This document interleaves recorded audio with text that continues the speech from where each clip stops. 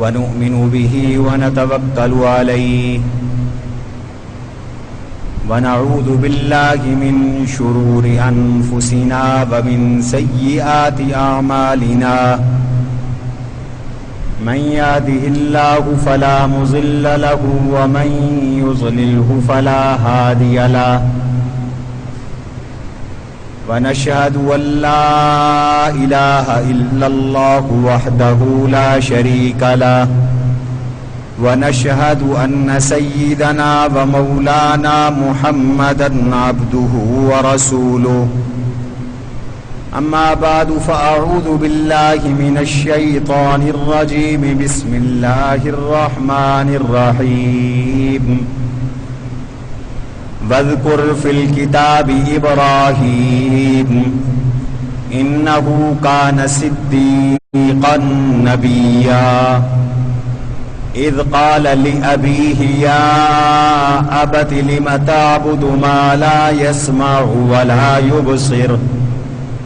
ولا يبصر ولا يغني عنك شيئا يا أبت إني قد جاءني من العلم ما لم يأتك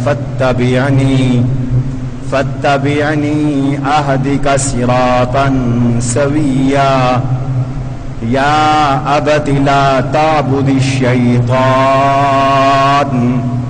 إن الشيطان كان للرحمن عصيا يا أبت إني أخاف أن يمسك عذاب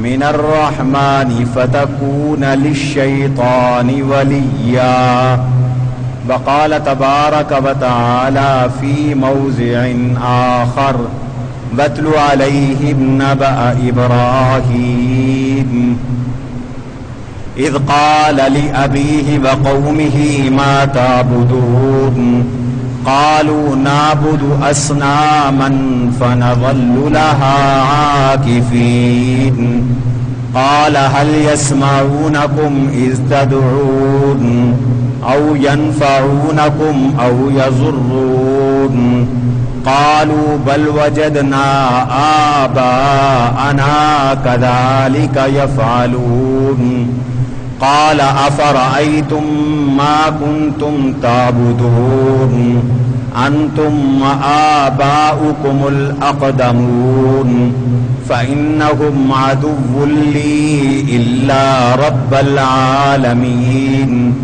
الذي خلقني فهو يهدين والذي هو يطعمني ويسقين وإذا مرضت فهو يشفين والذي يميتني ثم يحيين والذي أطمع أن يغفر لي خطيئتي يوم الدين صدق الله العظيم وصدق رسوله النبي الكريم ونحن على ذلك لمن الشاهدين والشاكرين والحمد لله رب العالمين اللهم صل على محمد وعلى آل محمد كما صليت على إبراهيم وعلى آل إبراهيم إنك حميد مجيد اللهم بارك على محمد وعلى آل محمد كما باركت على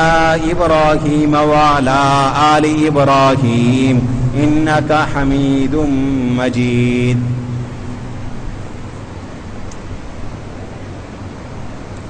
عزیزان گرامی،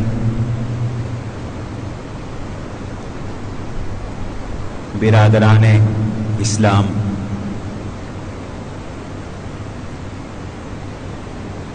آج ذوالقعدہ کی غالباً 18 تاریخ ہے اور آنے والا مہینہ ذی الحج کا ہے، جس کی نسبت حضرت سیدنا ابراہیم خلیل اللہ علیہ الصلاۃ والسلام اور آپ کے خاندان اور آپ کے اہل اور آپ کی آل کے ساتھ ہے۔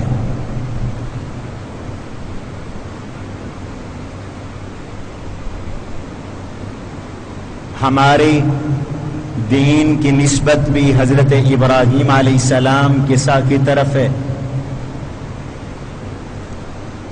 ہم ملت ابراہیمی ہیں اور ہمیں اللہ نے حکم دیا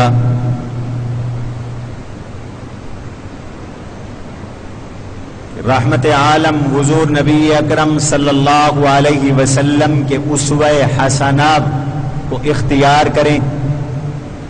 لقد کان لکم فی رسول اللہ اسوۃ حسنہ. اسی طرح اللہ نے ہمیں حکم دیا کہ ہم حضرت ابراہیم علی نبینا وعلیہ الصلاۃ والسلام کے اسوہ پر عمل کریں.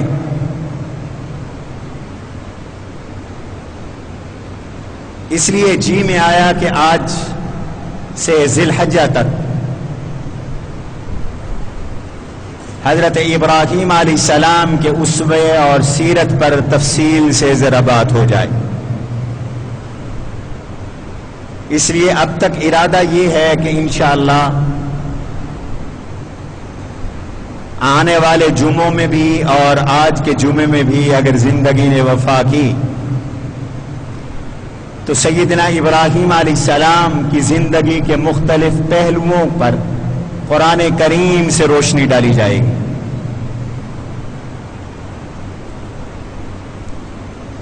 حضرت ابراہیم علی نبینا علیہ الصلاۃ والسلام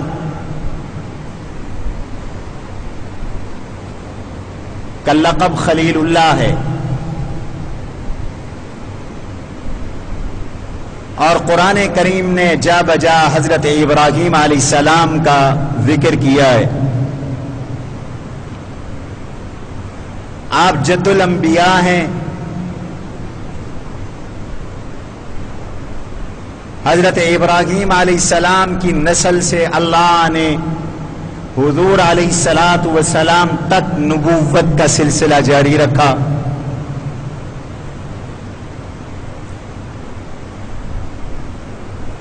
تمام مذاہب اپنی نسبت حضرت ابراہیم علیہ السلام کی طرف کرتے ہیں. تمام ادیان اپنے آپ کو ابراہیمی کہلانے پر فخر کرتے ہیں. یہودیوں کا بھی دعویٰ ہے کہ ابراہیم ہمارے تھے. عیسائیوں کا بھی دعویٰ ہے ابراہیم ہمارے تھے. صابیوں کا بھی دعویٰ تھا ابراہیم ہمارے تھے. لیکن قرآن نے کہا ابراہیم نہ یہودیوں کے تھے نہ عیسائیوں کے تھے نہ کسی اور کے تھے. ابراہیم اس کے تھے جو ابراہیم کی ملت پر ہے, ابراہیم علیہ السلام کی تعلیمات پر ہے. ان اولی الناس بابراہیم للذین اتبعوہ وہذا النبی.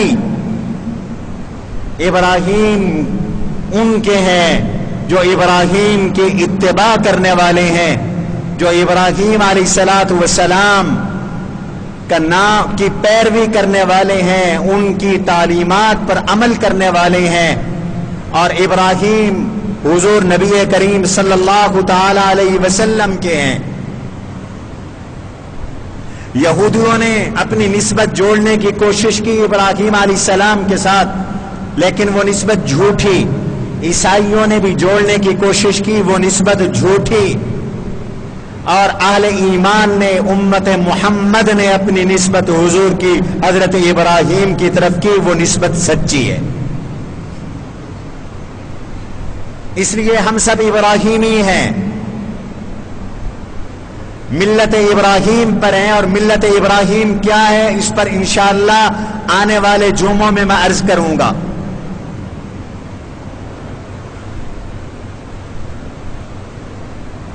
اتبع ملت ابراہیم حنیفا. اللہ نے کہا میرے حبیب آپ بھی ملت ابراہیمی کی پیروی کریں اور اس کے لیے یکسو ہو جائیں. بڑا اونچا مقام ہے حضرت ابراہیم علیہ السلام کا. اللہ نے خود فرما دیا وَاذْكُرْ فِي الْكِتَابِ إِبْرَاهِيمَ إِنَّهُ كَانَ صِدِّيقًا نَبِيًّا. میرے نبی ابراہیم علیہ السلام کی باتیں پڑھ پڑھ کے سنا دیجیے اپنی امت کو. انہو کان صدیقا نبیا، وہ صدیق بھی تھے، وہ نبی بھی تھے. انہیں اللہ نے مقام صداقت بھی عطا کیا تھا، مقام نبوت بھی عطا کیا تھا. یہی وجہ ہے کہ حضرت ابراہیم علیہ السلام کو اللہ نے جو بلند مقام اور مرتبہ عطا کیا اور جو ان پر رحمتیں بھیجی اور ان کی آل پہ رحمتیں بھیجی، آج ہم اپنے درود پاک میں جب اپنے نبی پر درود پڑھتے ہیں تو ہم حضرت ابراہیم علیہ السلام پر اللہ کی جانب سے بھیجے گئے درود، رحمتیں اور آپ کی آل پر بھیجے گئے درود اور رحمتوں کا تذکرہ بھی ساتھ کرتے ہیں. اور ہمیں یہ درود حضور نے سکھایا. فرمایا قولوا اللہم صلی علی محمد وعلی آل محمد کما صلیت علی ابراہیم وعلی آل ابراہیم انک حمید مجید.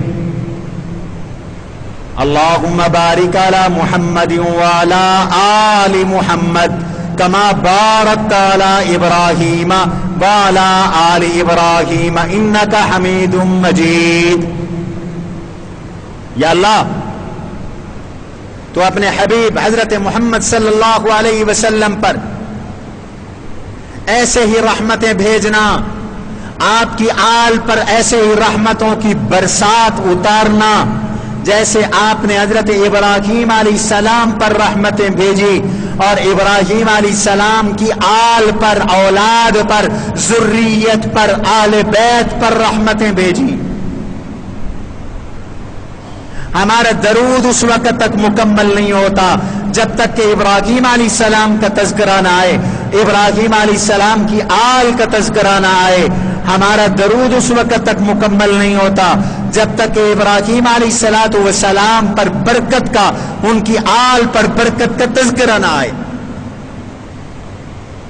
معلوم ہوتا اتنا بڑا مقام تھا ابراہیم علیہ السلام کا کہ صلاۃ نبی کو، صلاۃ علی محمد کو، صلاۃ علی آل محمد کو تشبیہ دی گئی ہے صلاۃ علی ابراہیم اور صلاۃ علی آل ابراہیم سے.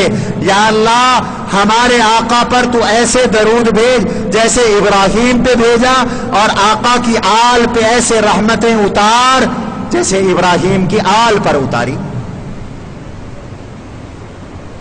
تو ایسا مقام اور مرتبہ تو ہے نا. اس لیے فرمایا قرآن کریم نے وَإِذِ ابْتَلَىٰ إِبْرَاهِيمَ رَبُّهُ بِكَلِمَاتٍ فَأَتَمَّهُنَّ قَالَ إِنِّي جَاعِلُكَ لِلنَّاسِ إِمَامًا قَالَ وَمِن ذُرِّيَّتِي قَالَ لَا يَنَالُ عَهْدِ الظَّالِمِينَ. ہم نے اپنے خلیل ابراہیم کو آزمایا، ہم نے ان کو آزمایا چند کلمات کے ساتھ، اور ہمارا ابراہیم ہماری آزمائشوں پر 100% پورا اترا. نتیجے میں ہم نے ان کو امام بنا دیا. قال انی جاعلک للناس اماما. ابراہیم اب آپ مقتدا ہیں، اب آپ پیشوا ہیں، اب آپ رہبر و رہنما ہیں، اب آپ جد الانبیاء ہیں، اب آپ ابو الانبیاء ہیں، اب آپ پوری کائنات کے لیے اسوہ ہیں، مقتدا ہیں، نمونہ ہیں، اور پوری کائنات آپ کو دیکھ کر زندگی گزارے گی. اتنا اونچا مقام ابراہیم علیہ السلام.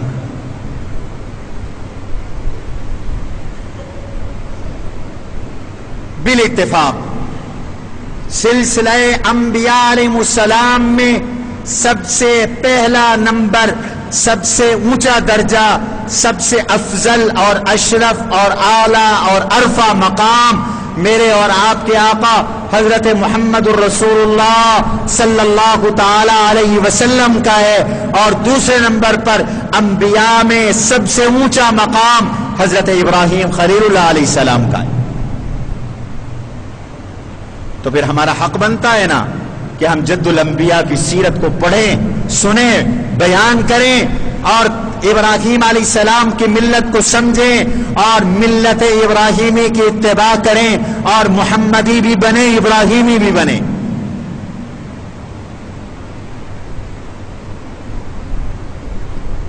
حضرت ابراہیم علیہ السلام کی سیرت کا اجمالی تذکرہ قرآن کریم میں اور تفصیلی تذکرہ حضور علیہ السلام کی احادیث میں موجود ہے۔ قرآن کریم نے ان کے والد کا تذکرہ کیا، ان کی قوم کا تذکرہ کیا، ان کے دور کے بادشاہ کا تذکرہ کیا، اور ابراہیم علیہ السلام کی تعلیمات کا تذکرہ کیا۔ آنکھ کھولی تو بت پرستی کا ماحول تھا، شرک کا ماحول تھا۔ آواز ٹھیک کرو، اونچی کرو۔ بت پرستی اور شرک کے ماحول میں آنکھ کھولی۔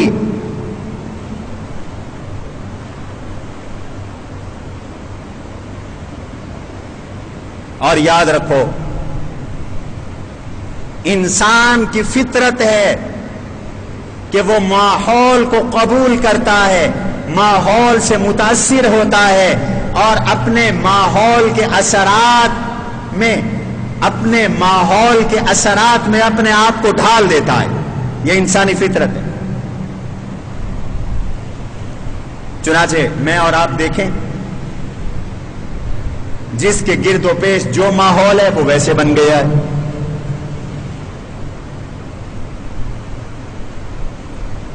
ہم اگر دیندار گھرانوں میں پیدا ہوئے تو اللہ کی توفیق سے دیندار ہو گئے، مسلمانوں کے گھروں میں پیدا ہوئے تو مسلمان ہو گئے، یہودیوں کے گھروں میں پیدا ہوئے تو یہودی ہو گئے، عیسائیوں کے گھروں میں پیدا ہوئے تو عیسائی ہو گئے۔ کل مولود یولد علی الفطرہ وابواہ یہودانہ او یمجسانہ او ینصرانہ۔ ہر بچہ تو فطرت اسلام پہ پیدا ہوتا ہے، اس کا ماحول اس کو یہودی بناتا ہے یا عیسائی بناتا ہے یا مجوسی بناتا ہے۔ عام آدمی ماحول میں ڈھلتا ہے، لیکن عام آدمیوں میں اور نبی میں فرق ہوتا ہے۔ عام آدمی ماحول میں ڈھلتا ہے، نبی ماحول کو اپنے ساتھ ڈھالتے ہیں۔ عام آدمی ماحول کے پیچھے چلتا ہے، نبی ماحول کو اپنے پیچھے چلاتے ہیں۔ عام آدمی اپنے ارد گرد کے حالات سے اثر لیتا ہے، نبی اثر نہیں لیتے، نبی اپنے ارد گرد کی چیزوں کو اپنے سے متاثر کرتے ہیں۔ اور یہی کمال ابراہیم کا تھا۔ بت پرستوں کے گھر میں پیدا ہوئے، بت پرست قوم میں پیدا ہوئے، بت پرست شہر میں پیدا ہوئے، اور بت پرستوں اور شرک پرست قوم میں کھڑے ہو کر اس ماحول کو بدلنے کی کوشش کی اور توحید کی طرف لوگوں کا پکارا۔ یہ بڑا کمال ہے ابراہیم علیہ السلام۔ سب مشرک ہیں، باپ مشرک،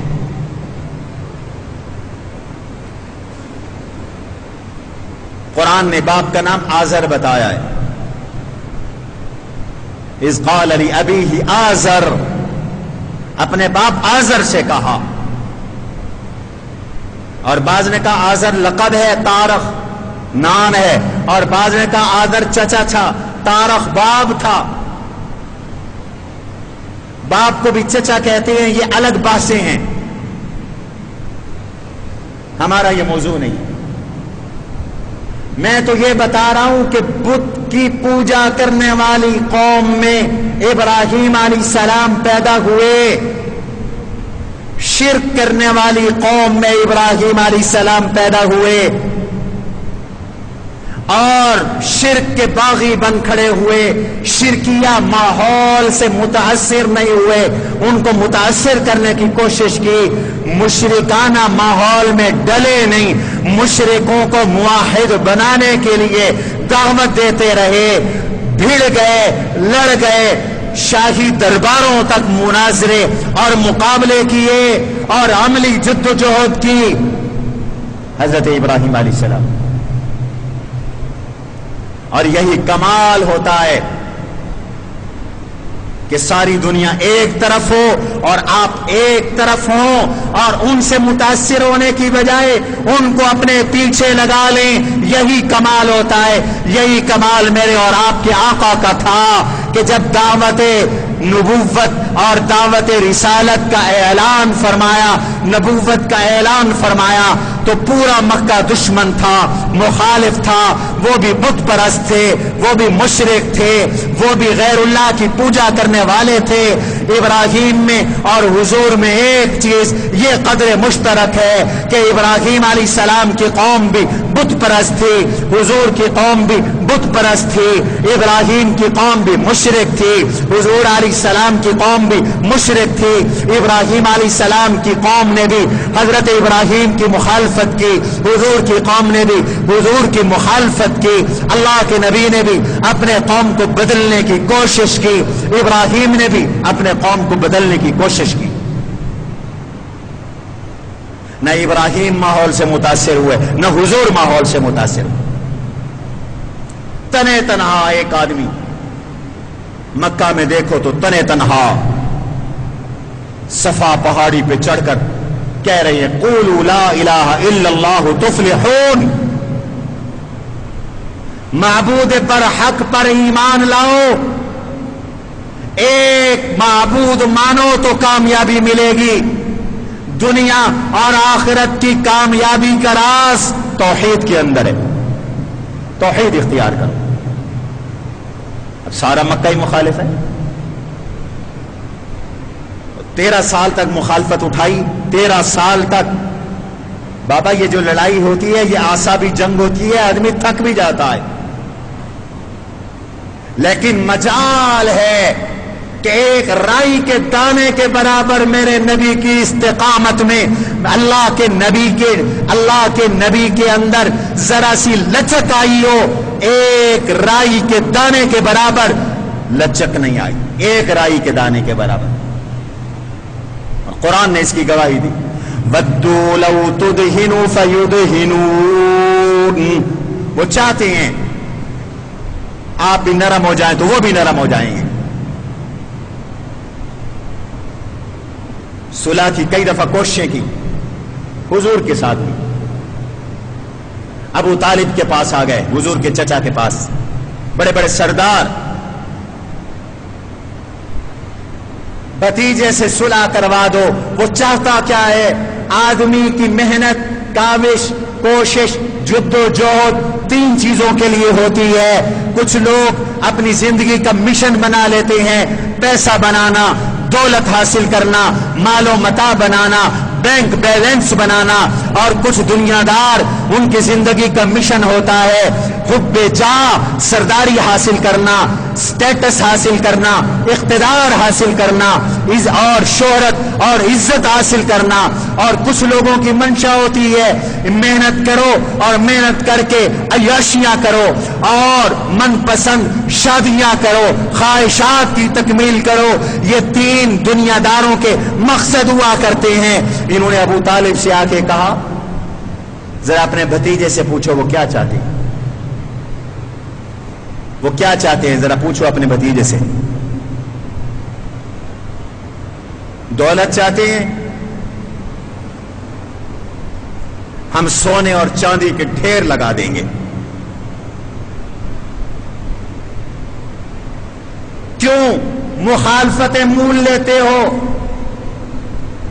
इस सब से मकसद अगर दौलत बनाना है तो हम सारे मक्के और अरब वाले मिलकर इतनी दौलत जमा कर देंगे कि सोने की भी ढेरी लग जाएगी और चांदी की भी ढेरे लग जाएंगे। ले लो दौलत। उस जमाने में बैंक नहीं होते थे और करेंसी सोना और चांदी की शक्ल में होती थी। लोग बोरियां भरते थे, इन्होंने कहा हम ढेरियां लगा देंगे। और अगर सरदारी चाहिए, आज پورا عرب مل کر ہم ان کے ہاتھ پہ بیعت کر کے ان کو اپنا بادشاہ بنا دیتے ہیں، امیر بنا دیتے ہیں، اقتدار دے دیتے ہیں. اور عیاشی چاہیے تو عرب کی جس دوشیزہ حسینہ جس خوبصورت لڑکے کی طرف اشارہ کریں ہم ان کو ان کے قدموں میں لا دیں گے. توجہ کریں میری طرف، اوپر سے بند کرتے ہیں کرانہ لگ جائے.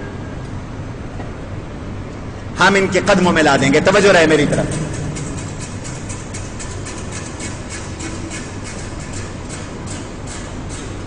حضور علیہ الصلوۃ والسلام نے یہ پیشکش سن لی اور یہ پیشکش سن کر آپ نے اپنے چچا سے فرمایا، چچا اگر یہ لوگ میرے ایک ہاتھ میں سورج رکھ دیں اور ایک ہاتھ میں چاند رکھ دیں اور پھر یہ مجھ سے یہ چاہیں کہ میں لچک پیدا کروں، یہ بھی ممکن نہیں ہوگا. سونا چاندی کیا چیز ہے؟ اگر سورج اور چاند ملا کے رکھ دیں میں اپنے مشن سے پیچھے نہیں ہٹوں گا. حضور ماحول سے متاثر نہیں ہوئے. تم نوجوانوں کے لیے بھی سبق ہے، حق کے ساتھ ڈٹ جاؤ، کھڑے ہو جاؤ. برادری میں تنہا ہو، تنہا ہو، سارا گھرانہ مخالف، ساری برادری مخالف، ساری بادشاہت مخالف، ساری ریاست مخالف، حق پر ہو ڈٹ جاؤ ابراہیم کی طرح، محمد عربی صلی اللہ علیہ وسلم کی طرح. حق کہو، حق پہ رہو.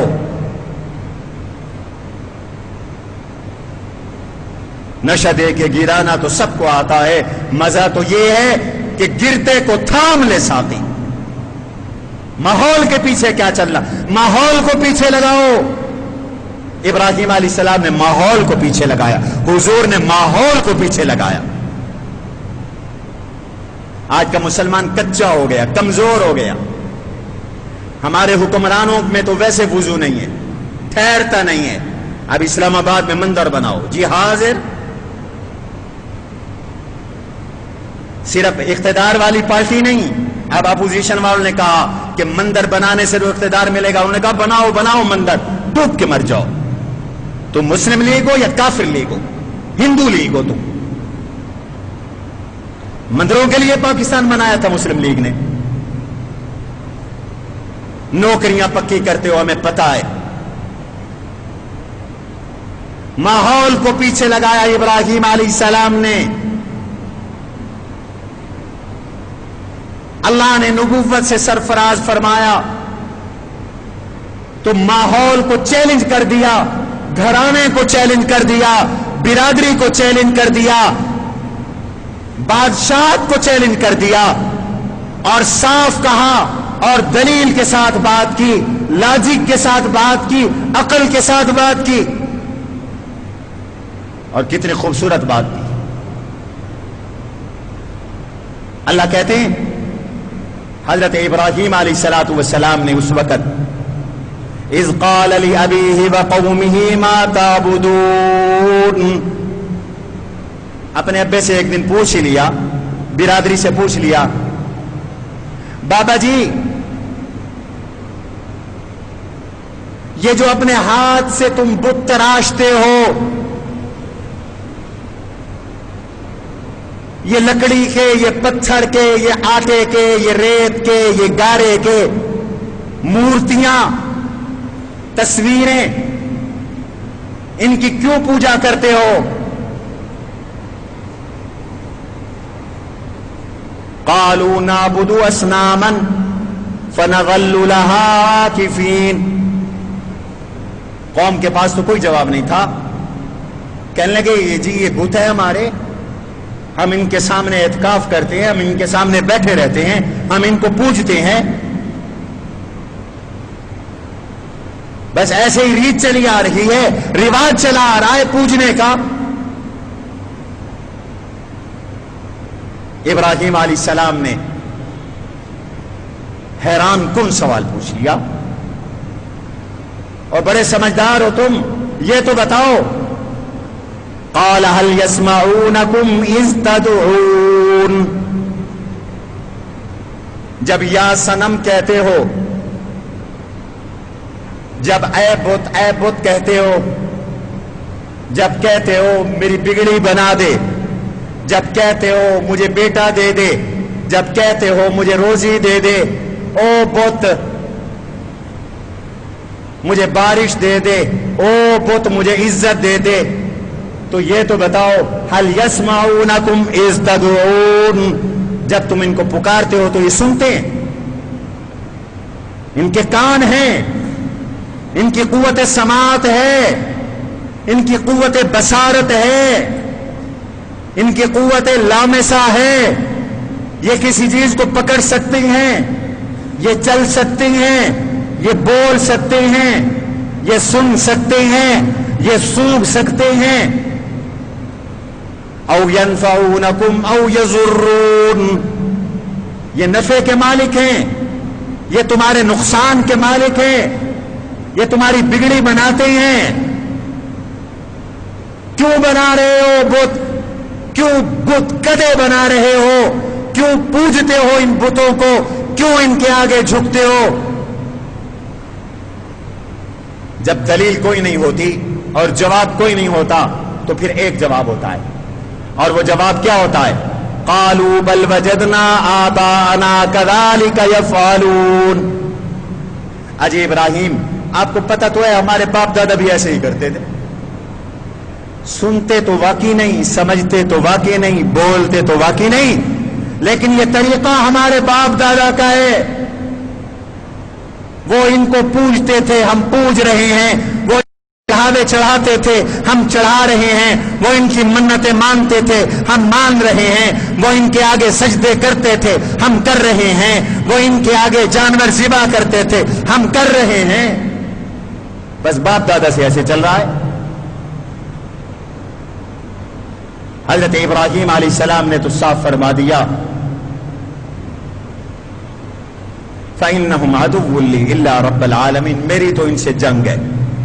تمہارے خدا میرے دشمن ہیں، میں ان کا دشمن ہوں. میرا خدا تو رب العالمین ہے، سجدے کے لائق، پکار کے لائق، عبادت کے لائق، ریاضت کے لائق، قیام و قعود کے لائق، سور و پکار کے لائق، دعا کے لائق، منت اور منوتی کے لائق، نظر اور نیاز کے لائق اور چڑھاوے کے لائق وہ ذات ہے الذی خلقنی فہو یہدین. جو خالق ہے، جو پیدا کرنے والی ہے، جس نے مجھے پیدا کیا وہی میرے سجدے کا مستحق. جس نے مجھے پیدا کیا وہی میرے قیام کا مستحق. جس نے مجھے پیدا کیا وہی میری پکار کا مستحق. جس نے مجھے پیدا کیا وہی میری منت کا مستحق. جس نے مجھے پیدا کیا وہی میری نیاز کا مستحق. جس نے مجھے پیدا کیا وہی میرے طواف کا مستحق. جس نے مجھے پیدا کیا وہی میرے نفع اور نقصان کا مالک. میں نہیں جانتا ان کو، کچھ بھی نہیں جانتا. میرے نفع اور نقصان کا مالک میرا معبود، میرا مشکل کشا، میرا حاجت روا اور میری بگڑی بنانے والا، مجھے اولاد دینے والا، مجھے نفع اور نقصان دینے والا وہ رب ہے جس نے مجھے پیدا کیا.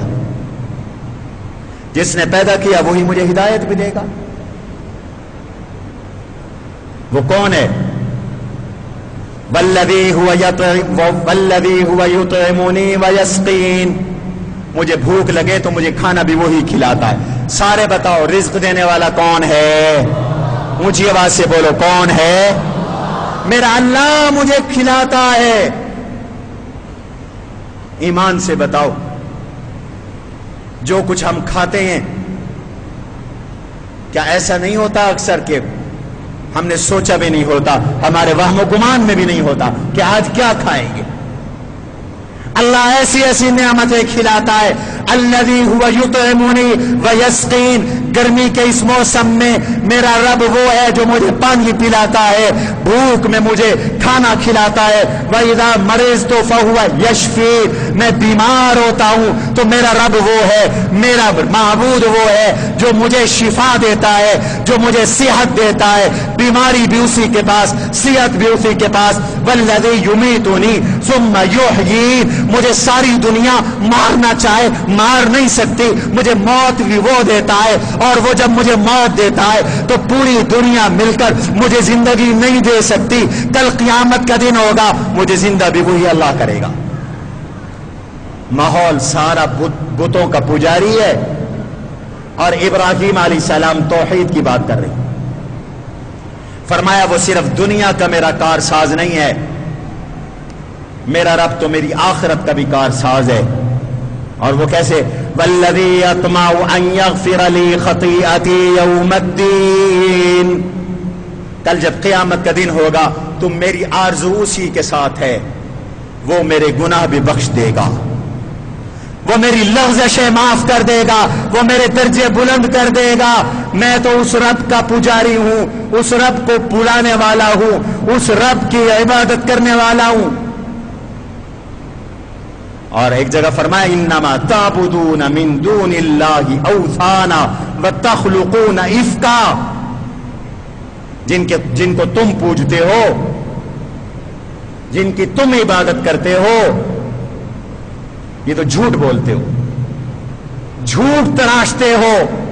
والذین تعبدون من دون اللہ ان الذین تعبدون من دون اللہ لا یملکون لکم رزقا فابتغوا عند اللہ الرزق، فابتغوا عند اللہ الرزق۔ اور رب کو چھوڑ کر جس سے جو روزی مانگتا ہے وہ سن لے، وہ روزی نہیں دے سکتا، وہ روزی کا مالک نہیں ہے۔ اللہ پھر روزی کا مالک کون ہے؟ کس سے روزی مانگیں؟ فرمایا فابتغوا عند اللہ الرزق، روزی کس سے مانگو؟ سارے بولو قرآن کیا کہتا ہے؟ اونچا بولو، قرآن پر چلو نا۔ میرا رب کہہ رہا ہے جس سے روزی مانگتے ہو رب کو چھوڑ کر، لا یملکون لکم الرزق، یہ رزق کے مالک نہیں ہے، یہ رزاق نہیں ہے، یہ محتاج ہیں، رزاق نہیں ہے، یہ مخلوق ہیں، خالق نہیں ہے، اور یہ سارے کے سارے منگتے ہیں، داتا نہیں ہیں۔ رزاق اور خالق اور مالک ایک اللہ ہے، اور وہ کون ہے؟ وابتغوا عند اللہ الرزق، اتنی عربی تو آپ کو آتی ہوگی۔ وابتغوا، ڈھونڈو، عند اللہ الرزق، کس کے پاس رزق ڈھونڈو؟ یار بولو سارے، اللہ کے۔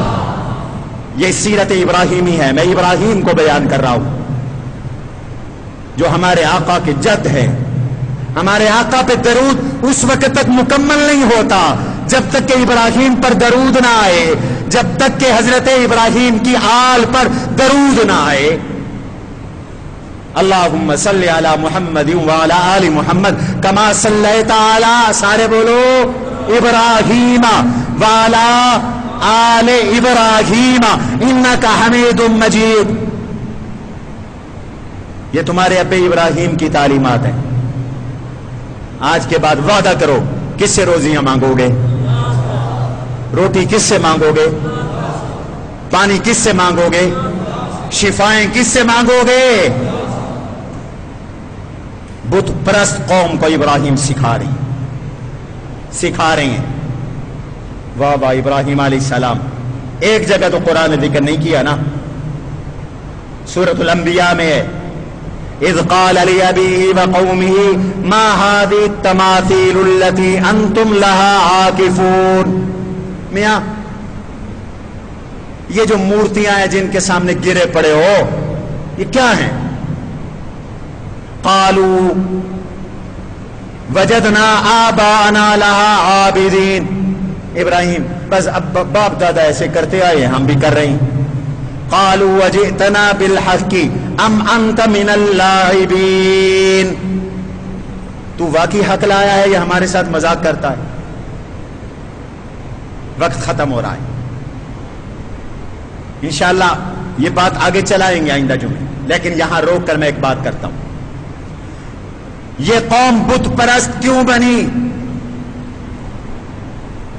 بت پرستی کی تاریخ بھی سمجھو، جانو۔ حضور علیہ السلام کی قوم بت پرست بنی تھی، ابراہیم علیہ السلام کی قوم بھی بت پرست تھی۔ آج دنیا میں ایک بہت بڑی آبادی بت پرست ہے، ہندو بت پرست ہے، وہ بت قطع اسلام آباد میں بننے جا رہا ہے۔ P T I, known league سب ایک ہو گئے، بننا چاہیے، پی پی، تینوں جماعتیں ایک ہو گئی۔ معلوم ہوتا ہے اسلام کے خلاف تم سارے اکٹھے ہو۔ اس لیے اپنے علماء کو مضبوط کرو۔ صرف مولوی کہہ رہی ہیں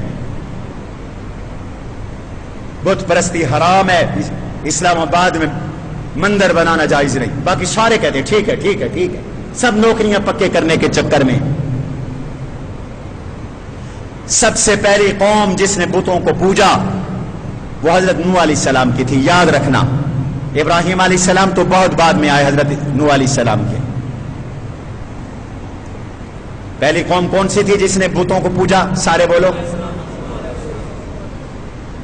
شرک کرنے والی پہلی قوم نوح علیہ السلام کی قوم۔ اور حدیث میں آتا ہے ان میں شرک کیسے پھیلا، وہ بت پرست کیسے بنے، وہ وجہ آپ کے سامنے ہونا ضروری ہے تاکہ خدا نخواستہ آپ اور میں، ہماری نسلیں شرک میں مبتلا نہ ہو جائے، بت پرست نہ بن جائیں۔ اس لیے کہ شرک سے بڑی گمراہی کوئی نہیں، کفر کوئی نہیں، ہلاکت کوئی نہیں۔ ان الشرک لظلم عظیم۔ حضرت لقمان نے اپنے بیٹے سے کہا تھا یا بنی لا تشرک باللہ، بیٹا پہلی نصیحت یہ ہے مشرک نہ بننا، شرک نہ کرنا، مارے جائے گا۔ لئن اشرکت لیحبطن عملک، کوئی بڑی سے بڑی شخصیت بھی شرک کرے گی اور آپ کہتے ہیں زندگی کی ساری یہ باتیں برباد کر دوں گا، ضائع کر دوں گا۔ شرک نہ کرنا۔ یہ شرک آیا کیسے؟ یاد رکھو، حدیث میں آتا ہے، صحیح بخاری کی روایت، حضرت نوح علیہ السلام سے پہلے 5 اولیاء اللہ تھے، ولی اللہ تھے، بزرگ تھے، پیر و مرشد تھے، 5۔ نہ جانے لوگ 5 کو کیوں محدود کر لیتے ہیں۔ ہمارے اس دور میں بھی 5 تن کی بات کی جاتی ہے، انہوں نے بھی صرف 5 بزرگوں کو لے لیا تھا۔ ایک کا نام تھا ود، ایک کا نام تھا سوا، ایک کا نام تھا یغوث، ایک کا نام تھا یعوق، ایک کا نام تھا نصر۔ یہ 5 بزرگ تھے۔ وَقَالُوا لَا تَذَرُنَّ آلِهَتَكُمْ وَلَا تَذَرُنَّ وَدًّا وَلَا سُوَاعًا وَلَا يَغُوثَ وَيَعُوقَ وَنَسْرًا۔ انہوں نے کہا بابا اپنے ان ولیوں پہ پکے رہنا۔ کون سے؟ ود، سوا، یغوث، یعوق، نصر، اس دور کے اولیاء اللہ اور بزرگان دین تھے، وہ ہو گئے فوت۔ وہ جب اللہ کو پیارے ہو گئے تو قوم نے کہا یہ بڑے اللہ والے لوگ تھے، اور قوم بھی مشرک نہیں تھی، موحد تھی، ٹھیک عقیدے والے تھے، بڑے اللہ والے تھے، نیک تھے، لیکن شیطان نے پٹی پڑائی۔ وہ دور کیمرے کا نہیں تھا، وہ دور کاغذ کا نہیں تھا، نہ کیمرہ تھا، نہ پرنٹ اور کاغذ تھا، نہ پرنٹر تھا۔ تو انہوں نے وہ پتھروں پر تصویریں بناتے تھے، تو پتھروں پر انہوں نے ان کی تصویریں بنائی، پورٹریٹ بنائے، مجسمے بنائے، اور مجسمے بنا کر ان کو جہاں وہ بیٹھتے تھے ان کی خانقاہوں میں نصب کر دیے، اور کہا کہ ان پورٹریٹ، ان مجسموں، ان تصویروں کے پاس ہم بیٹھیں گے، ان کو دیکھیں گے، ہمیں ان کی نصیحتیں یاد آئیں گی، باتیں یاد آئیں گی، ان کے اللہ اللہ کہنا یاد آئے گا، ان کی نیکیاں یاد آئیں گی، اور ہم ہدایت حاصل کریں گے۔ چنانچہ شیطان نے انہیں پٹی پڑائی، انہوں نے ان کے پورٹریٹ بنائے، بڑی بڑی مجسمے بنائے، اور جہاں یہ بیٹھتے تھے ان کے مدرسوں میں، ان کے خانقاہوں میں، وہاں پر وہ نصب کر دیے۔ اب قوم ان کے پاس آ کر بیٹھ جاتی، اور بیٹھ کر ان کو یاد کرتی، ان کی باتوں کو یاد کرتی، عبادت کرتی، اللہ کی عبادت کرتی، اللہ اللہ کرتی چلی جاتی۔ ایک نسل تو اسی طرح رہی، اگلی نسل آئی، انہوں نے ان کی تعظیم شروع کر دی، چومنا چاٹنا شروع کر دیا. یہ شرک کا آغاز ہے. پہلا مرحلہ تصویر سازی، دوسرا مرحلہ تصویروں کی تعظیم، مجسموں کی تعظیم، پورٹریٹ کی تعظیم، ان تصویروں کو برکت والا سمجھنا، ان تصویروں کو معزز سمجھنا، ان تصویروں کو سلام کرنا، ان تصویروں کو جھکنا، چاہے وہ تصویر کسی پیر کی ہو، کسی مرشد کی ہو، کسی سیاسی راہبر کی ہو، لیڈر کی ہو. دوسری نسل نے تصویروں کی تعظیم شروع کر دی، اور تیسری نسل نے ان کو سجدے شروع کر دیے اور پکا خدا مان لیا، اور کہنے لگے کہ اللہ میاں نے چھوٹے چھوٹے اختیارات ان کو دیے، بڑے اختیار اس کے پاس ہیں، چھوٹے چھوٹے کام یہ کرتے ہیں اور یہ سفارش کرتے ہیں، وہ ہماری حاجت کو پوری کرتا ہے، یہ وہ بہت دور ہے، ہماری سنتا نہیں ہے. یہ اللہ کے پیارے تھے، ان کی موڑتا نہیں ہے، ہماری سنتا نہیں ہے، ان کی موڑتا نہیں ہے، ہماری ان کے آگے، ان کی اللہ کے آگے، لہذا اب یہ ہمارے خدا ہیں. یہیں سے بت پرستی شروع ہو گئی. نوح علیہ السلام کی قوم نے یہیں سے بت پرستی شروع کی. حضرت نوح علیہ السلام نے آ کر ان کو کہا کہ میاں یہ جو تم نے بزرگوں کی مورتیاں بنائی ہیں یہ معبود نہیں ہیں، ان کی تعظیم نہیں ہے، یہ اصل نہیں ہے. اور مکہ کے جو مشرک تھے انہوں نے بھی جو تصویریں، جو بت بنائے ہوئے تھے، پتہ ہے وہ کس کے تھے؟ بزرگوں کے نام پر شیطان نے دھوکہ دیا تھا، نبیوں کے نام پر شیطان نے دھوکہ دیا تھا. نبیوں اور ولیوں کی آڑ لے کر شیطان نے شرک شروع کروایا. کان کھول کے سن لو، دلیل سے بات کر رہا ہوں. حضرت ابراہیم علیہ السلام کا بت کعبے میں رکھا تھا. اٹھاؤ بخاری، میں دکھاتا ہوں، لے آؤ، ابھی لے آؤ. حضرت اسماعیل علیہ السلام کی شکل ایک فرضی شکل ہوگی. آج کچھ بدبختوں نے حضور کی شکل بھی بنائی ہوئی، حضرت علی کی شکل بھی بنائی ہوئی، حضرت حسن کی شکل، حضرت اب بازار میں بک رہی ہیں، نعوذ باللہ من ذالک. سب جھوٹی شکلیں. اللہ نے اپنے نبی کا عکس بھی نہیں بنایا، اپنے نبی کا ثانی بھی نہیں بنایا، صورت بھی نہیں بنائی. نبی نبی ہے، یکتا ہے. اللہ نے اپنے نبی کو برزخ میں چھپا دیا ہے، قیامت میں پھر اللہ اپنے نبی کو سب کے سامنے ظاہر کر دیں گے. کہو سبحان اللہ. ابراہیم علیہ السلام کا بت، اسماعیل علیہ السلام کا بت، بزرگوں کے بت، حبل، لات، منات، عزا،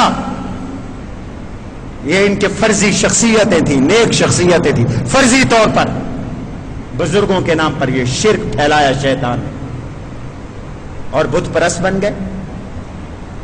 اس لیے ہماری شریعت نے، حضور علیہ السلام نے شرک کو روکنے کے لیے، شرک کا راستہ بند کرنے کے لیے تصویری حرام کر دی. فرمایا تصویر حرام ہے، خبردار. ان اشد الناس عذابا یوم القیامت المصورون. قیامت میں بدترین عذاب تصویر بنانے والوں کو ہوگا. وہ تصویر پورٹریٹ کی شکل میں ہو یا پرنٹ اور کاغذ کی شکل میں ہو. البتہ بعض علماء کہتے ہیں جو ڈیجیٹل کیمرے کے اندر ہے وہ عکس ہے، وہ تصویر اس وقت تک نہیں جب تک کہ اس کو کاغذ پر منتقل نہیں کیا جاتا. اور بہت سے علماء کہتے ہیں یہ بھی تصویر ہے. آج پھر شرک کا دروازہ کھلا ہوا ہے اور تصویر سازی عام ہے اور تصویر کی نفرت نہیں ہے. یاد رکھو حضور نے تصویر کو حرام قرار دیا. لن تدخل الملائکۃ بیتا فیہا کلب ولا سورا. جس گھر میں تصویر ہو اس گھر میں رحمت کا فرشتہ نہیں آتا. جس گھر میں کتا ہو، شوقیہ کتا، شکار کا نہ، حفاظت اور شکار کا کتا رکھنا جائز ہے. شوقیہ کتا ہو یا تصویر لٹکی ہو، پیر پیر کی، مرشد کی، کسی بزرگ کی، کسی باپ کی، دادا کی، بیٹے کی، بیٹی کی، بیوی کی، کسی زندہ کی، مردہ کی تصویر لٹکی ہو، نبی کا فرمان ہے رحمت کے فرشتے بولو اس گھر میں نہیں آتے۔ آج لوگوں نے پیروں مرشدوں کی تصویریں لٹکائی ہوئی ہیں، جو جس پیر کا مرید ہے اس کی تصویر لٹکا دیتا ہے، یہی ذریعہ بنتا ہے شرک کا، اس لیے حرام قرار دیا۔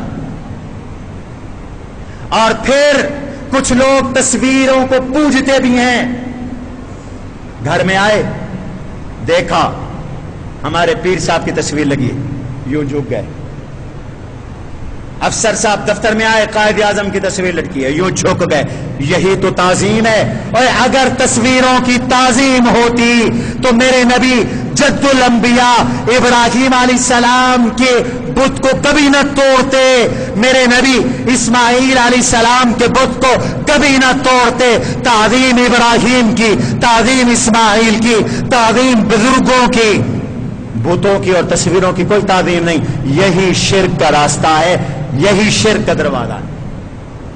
اس لیے تصویریں حرام ہے، گھروں میں نہ لٹکاؤ، نہ لٹکاؤ گھروں میں۔ چاہے کوئی عطا اللہ شاہ بخاری رحمۃ اللہ علیہ کی تصویر لٹکاتا ہے تو غلط کرتا ہے، کوئی اپنے بابا کی تصویر لٹکاتا ہے تو غلط کرتا ہے، ہمارا کوئی شاگرد ہماری تصویر لٹکا دے تو حرام کام کرتا ہے۔ یہ مسئلہ بتانا ہمارا فریضہ ہے، اور یہی آغاز ہے شرک کا، بت پرستی کا۔ بت پرستی یہیں سے آئی تھی، شرک یہیں سے آیا تھا۔ ابراہیم نے اسی بت پرستی کا مقابلہ کیا اور ابراہیم نے بتوں کو توڑا۔ اگلے جمعے انشاءاللہ بیان کریں گے۔ اللہ تعالیٰ مجھے اور آپ کو شرک سے محفوظ فرمائے۔ وما علینا الا البلاغ۔